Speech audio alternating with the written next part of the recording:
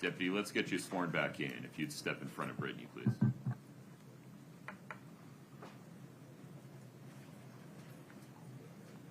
Do you solemnly swear the testimony you're about to give in the matter before the court to be the truth, the whole truth, and nothing but the truth, subject to the pains and penalties of perjury? Thank you. Have a seat.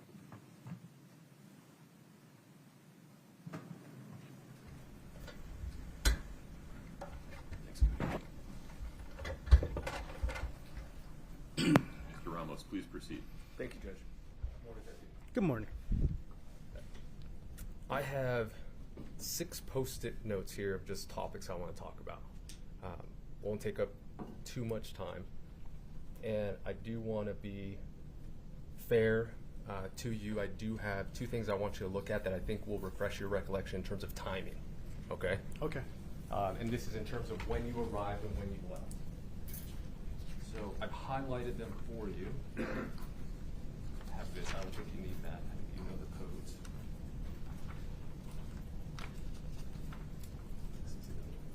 So take a look at those and let me know if you recognize them.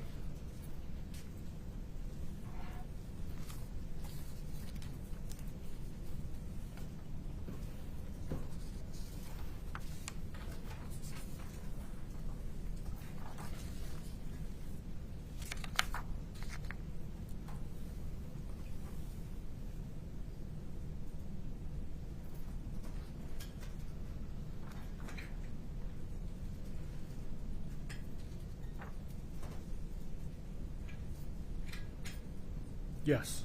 Okay. Now, having reviewed those, would those documents give you an idea of when you arrived at the Willow Creek home, as well as when you left? Yes. Okay. And would it also refresh your recollection to know who was there while you were there? Yes. And seeing those, can you tell me approximately how long you were there, as well, how long you were there along with Detective Woody? I arrived at 3:40, and it looks like, can I refer to this? Of course, yeah. Okay. Looks like I dispatched out of the residence en route to the station around 5:49. Okay. And then if you look at the crime scene log, and you see the time in, the time out columns, Okay. and go down to your name, Yes. and then it's followed by Detective Woody, right? Yes. Now, when do you leave? I'm sorry, when does Detective Woody arrive? Looks like she arrived at 5:17 per the crime scene log. And then what about you? What time did you leave? I left at, says here, 5:41. Okay. Now, and you gave us another number just now. It was 5:49, right? That was based on the dispatch log, correct? Yes. Okay. And so there's about an 8-minute discrepancy, right? Yes. Now, that is simply you leaving the actual residence and then walking to your car, maybe doing some things in your car, getting ready to leave, and then when you're formally leaving, that's when you dispatch 5:49, right? Yes. So there's specific numbers, but there's things in between, right? Yes. Okay. Now, the reason I want to bring that up is obviously it's important to know who was there, how long you were there. Approximately 24 minutes between yourself and Detective Woody that you guys were at the crime scene together, correct? Yes, possibly, yes. Well, she checked in at, what do you mean possibly? She checked in. Because these numbers depends on who does the crime scene log. If they log me out, let's just say their watch at a certain time, that's their time logging me out. Okay, so I'm not right. Not actually writing the time I check out. Okay, so who on the did crime that? scene log? Who did that? I'm assuming Deputy Orgel. Deputy Orgel. Now, you have no reason to think that Deputy Oracle's watch would be 10 minutes off. I can't. Okay. But we can tell that more or less 5:41, 5:49, it's around that time. Yeah, it's pretty close. Okay. So let's give it 15 minutes instead of the 24, based on the crime scene log. You were with Detective Woody for about 15 minutes, correct? Possibly, yes. You were in the same residence, in the same vicinity. Yes. Okay. I'm not saying you're, linked arms with her, right? You were just there at the crime scene. Yes. Okay. According to the crime scene log. Yes. Okay. So, just like you explained now, things could be off, right? Watch what you remember, right? Yes. Okay. Now, we all watched the video yesterday, and there was a portion in that video where you informed Officer DiVotello, kind of the information you're gathering. We talked about that a lot yesterday. Okay? Yes. So I want to direct your attention there. Okay. I don't expect you to remember exactly what happened. The state has presented a transcript, okay? So I'm going to provide this to you, okay? Okay. And I want you to review this area that I am circling, okay? Just to refresh your recollection, okay? Okay. All right.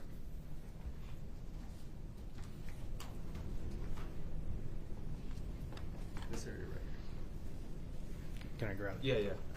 Thanks. Tell me where you're looking. Oh, I'm sorry. It is page 14. On the top right corner.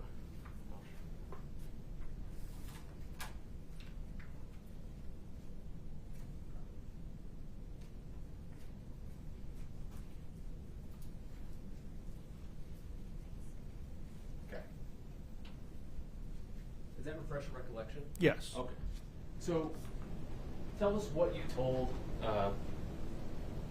Officer DiVotello at that point. Doesn't have to be exact, just give me an idea. So I advised him that, gave him a little brief of what I gathered, and what Miss Kouri Richins stated was, and I said that from approximately 9:30, she went to bed, and then approximately 3 o'clock, she went back into bed with Mr. Richins, at which time he was cold and heavy. Perfect. Now, I'm going to provide this back to you, and I'm going to be looking at the last line of page 9, and then the first paragraph of page 10.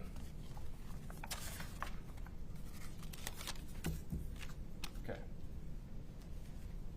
So it starts here, this line right here, and then move on to the first paragraph of this page, okay?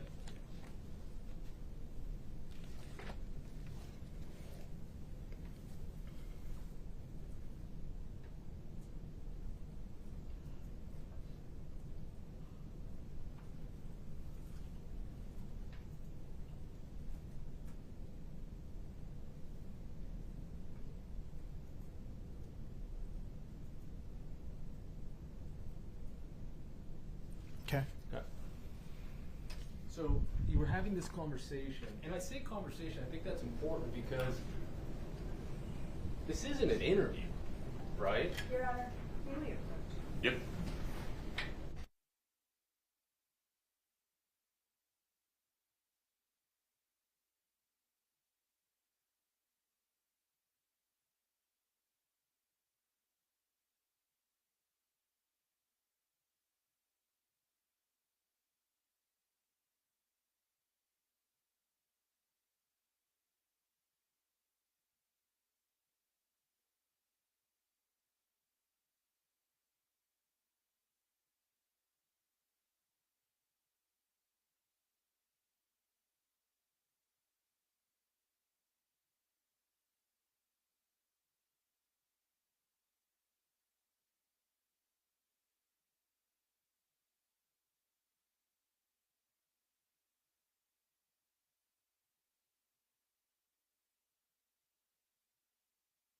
I just take it from the last judge.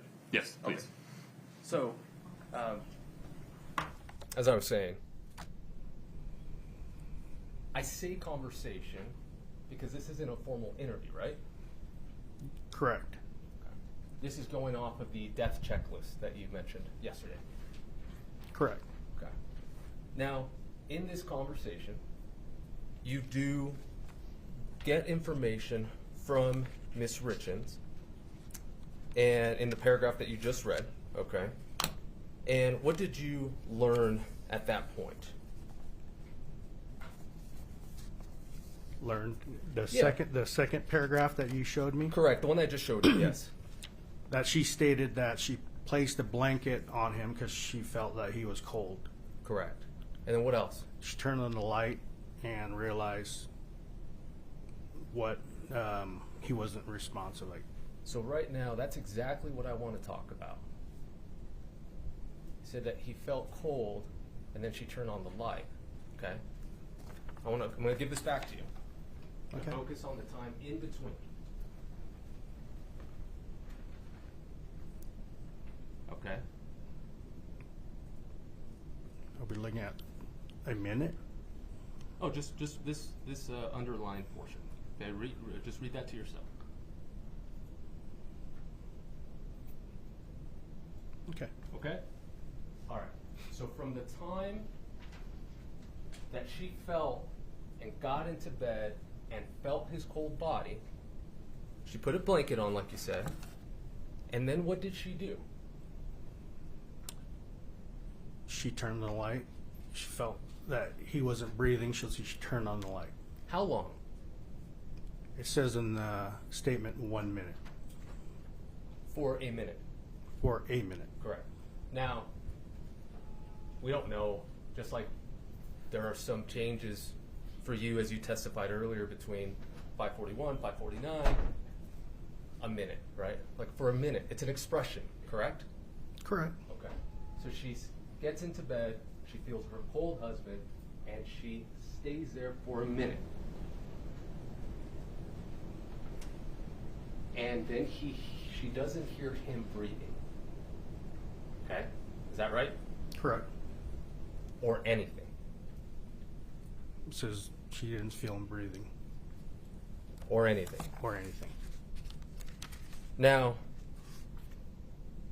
that's important. That's an important detail. Correct? Correct. That information wasn't given to DiBotello a couple minutes later, correct? In what we just read earlier. Correct. Okay.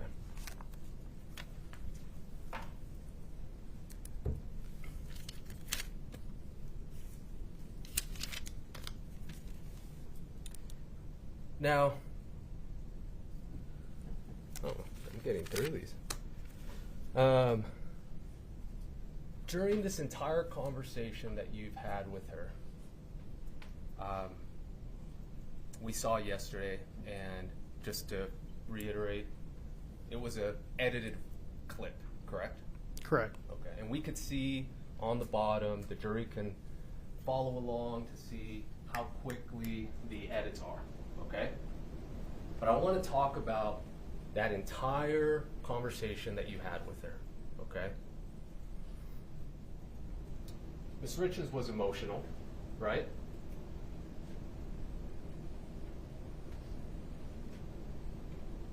Right? Yes, she was emotional. And she was upset, Yes.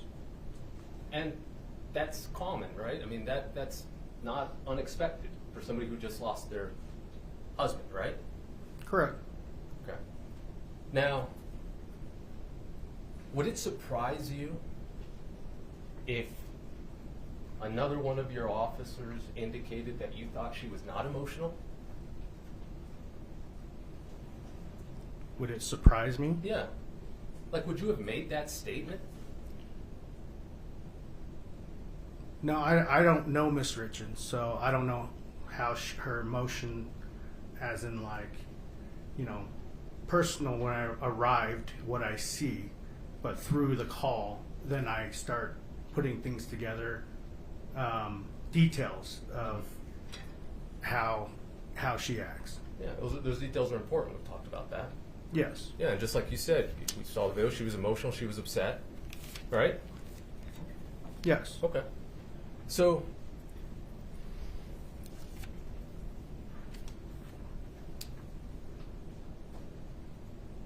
let's talk about the death investigation checklist. Okay?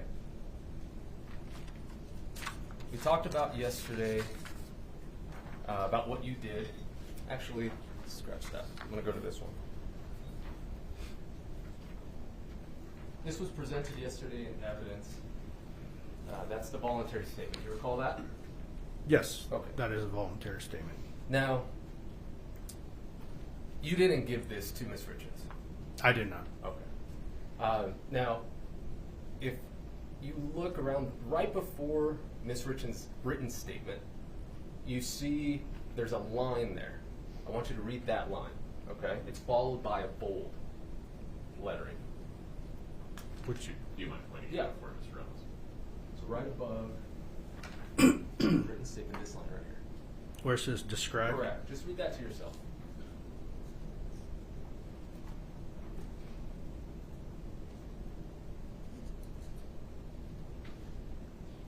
Okay. Okay.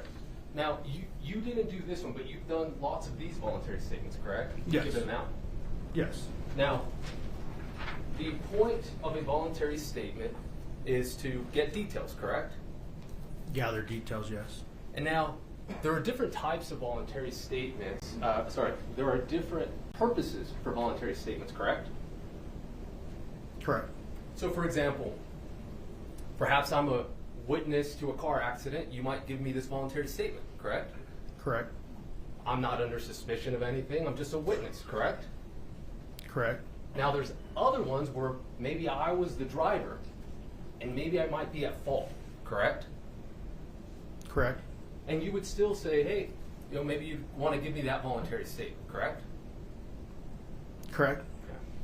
Now, in that statement, it indicates that it gives a discretion to the officer, deputy, who is giving this voluntary statement, correct? And what discretion is it? The bolded part here that's highlighted.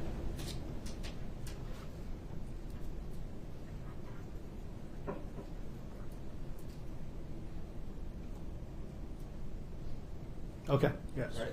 So, what I mean by discretion is that it's the deputy who has to provide instruction to whoever it is that he's providing this to. Correct? Correct. Because maybe what I think is important is not necessarily important to you. Correct? Correct. Okay. Now, again, to be fair, you're not the one who provided this to Ms. Richins, correct? That is correct. And you don't know what instructions were given to Ms. Richins, correct? That is correct. And you don't know if any clarifications were needed or anything, correct? That is correct. And as far as you know, this is the only voluntary statement form that Ms. Richins filled out, correct? Correct. Okay. So,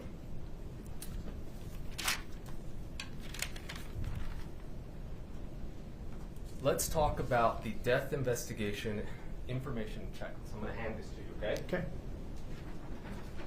Now, when you arrived, you were the third to arrive, correct? Not from EMS, just from Summit County Sheriff's Office. Correct. Pimentel was there. Correct. DeBotello was there. Correct. Now, you were in charge of the death investigation checklist. That is correct. Okay. And how is that determined? The initial officer. Which was who? It was me. Okay. And why were you the initial officer, even though you were the third one to arrive? I was assigned to that zone to take calls in that zone. Right. So, this is your case. Your scene. Yes. Okay. So you're the one who gets to direct people on what to do. Me and the sergeant, yes. Fair. Now, you've done, I suspect, or you have this death investigation checklist, and you go through it, correct?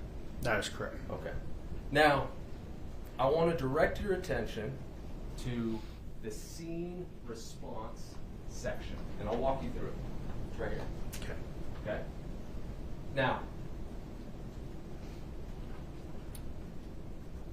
there are 1, 2, 3, 4, 5. There are 6 things I want that are highlighted there that I want. They're in bold, and we're going to go through them in order. Okay? Okay. All right. I'm going to start with the first one, which is securing the scene. Correct? Correct. Okay. Now, even if it was my first time doing a checklist, a death investigation checklist, I would be able to follow these instructions, correct?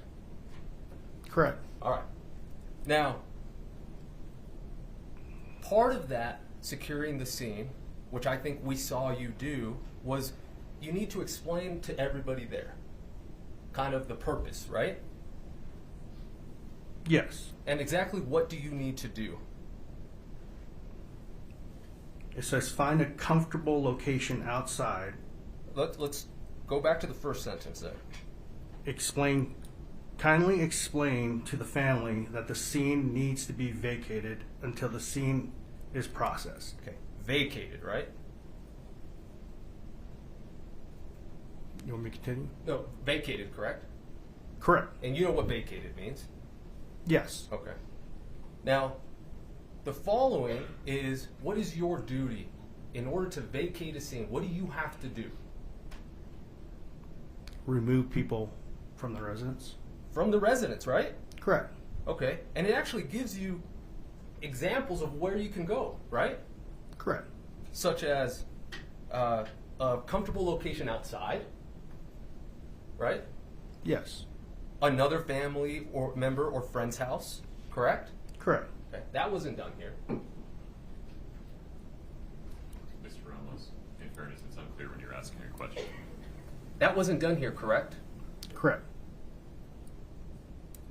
Now, then you have to use a crime scene log, correct? Correct. And that's what we just read, right? Just a little bit ago, the sheet that I gave you, Correct. correct? Okay. Then you have to photograph the scene, all right? I want to talk about this specifically. When do you need to photograph the scene? After what?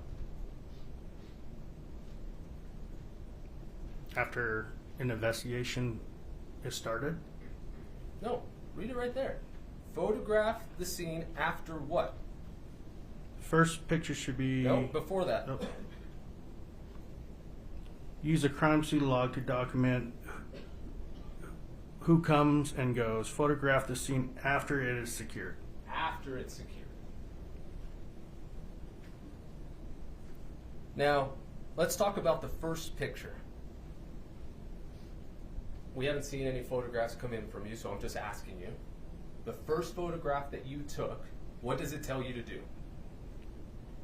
You should place a placard with the case information. And did you do that here? I did not. Okay. Now, I'll skip to the last one, the medication log. We talked about that. You assigned that to, I believe it was Mr. Pimentel, correct? Correct. Okay. So let's move to the second to last. What does it say that you're not supposed to do? Can you clarify? Yeah, absolutely. Let me walk up there. Starting right here. Do not disturb the scene unless discussed with both investigations and OME. Okay. Now, that's very important. You would agree? Yes. Okay.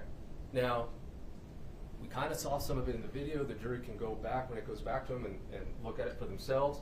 But you went around. The scene. I'll back up. The scene wasn't secure, correct? Correct. Okay. And then yourself and your 2 deputies or officers that were with you went around the main floor of the house, mainly the area where Mr. Richins was, and the bathroom, correct? Correct. And you moved things around, correct? Correct. And you were finding things, correct? Correct. And when you took photographs, you didn't put on the photographs or in your report what you moved, correct? What I photographed? Yeah. Yeah, what I photographed, correct. Right. The scene that you photographed was an unsecured scene, correct? I would say semi-secured. Okay. Go back to that whole scene response paragraph that we just read, okay, that we just walked through. Can you find semi-secured for me? No, it's not it. Okay.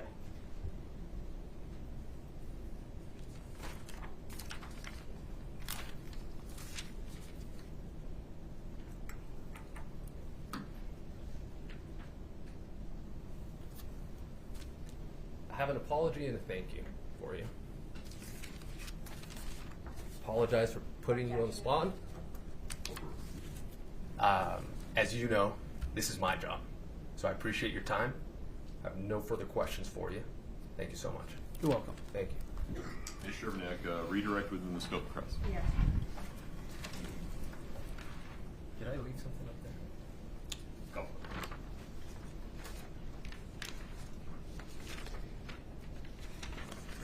Thank you. Appreciate it. Good morning, Deputy Nguyen. Good morning. A few follow-up questions for you. I want to discuss with you chain of command within the sheriff's office. Yes, You testified that you were a patrol deputy that night, correct. and within the chain of command, above a patrol deputy is a patrol sergeant. Correct. Above that is a lieutenant. Correct. Above that is a captain. Correct. And also within there, other assignments include investigators or detectives. Correct. None of those were your role that night. No, it was not. It was not your responsibility to tell other officers what to do. Correct. It was your responsibility to fill out that death checklist. Correct. We saw you do that on the body camera video. That's what you were filling out, right? Yes. When you were asking Ms. Richins those questions. Yes. And after you filled out that checklist, what'd you do with it? When you placed- left the scene. I logged it into the case file. You logged it into the case file, and that means that it's within the police system at that point. Yes, Other officers can see that checklist. absolutely. They can review it once you upload it. Yes. Same thing with the report you filled out. Yes. The summary that's in your report was treated the same as the checklist. Yes. It was uploaded to the case file Yes. where other officers can review it. Yes. As soon as it's uploaded, right? It's immediately available to them. Immediately. Same situation with your body camera footage. Yes. Once it's uploaded to the system, every other officer can view it. If they have authorization to view it. Right. But officers that would need to view it have that capability. Yes. So all of that information was passed on to the other officers on the case. Correct.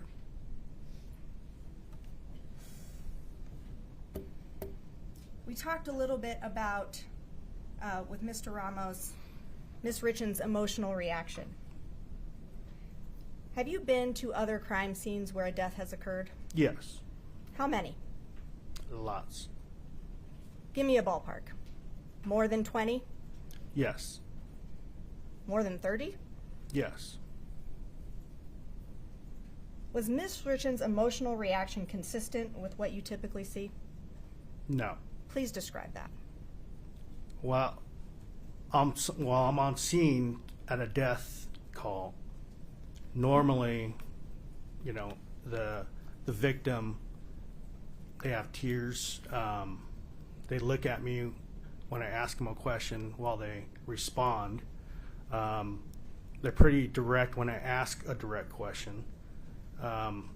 It just, every time I spoke to Miss Richins, it just seems like her face was in her hands and I couldn't see her face. I think at one time I even leaned down and just tried to look to see her emotions. But, you know, it was just a little abnormal. Those are my questions for you. Thank you. Within the scope, redirect, please, Mr. Ramos. Absolutely, Judge. I only have one post-it note.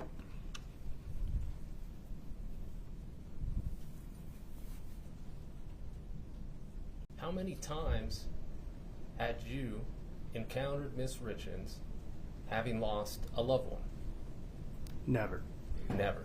In fact, when I was just asking you questions before, you said, I don't know Miss Richins.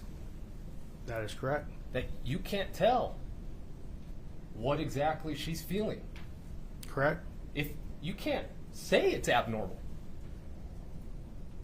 I said it was abnormal to all the other calls that I've been on. Let's talk about those other calls. What did you say? You said victim. You specified victim in response to Ms. Shervinak's question. That it was victims looking you in the eye, crying about what had just happened to them. Correct? Correct. Okay. You didn't mention that it was somebody who lost somebody. Correct? I did not. Okay. Now, we could argue forever about whether your emotions on the stand or mine are abnormal or not. Correct? Correct. The fact is, at the end of the day, no matter what Ms. Shervinak asks you or what I ask you, you don't know whether or not or what Ms. Richins was feeling. Correct? Correct. Ms. Shervinak, may we let the deputy step down? Yes, sir. You're free to go, sir. Thank you. Might take that company. Thank you.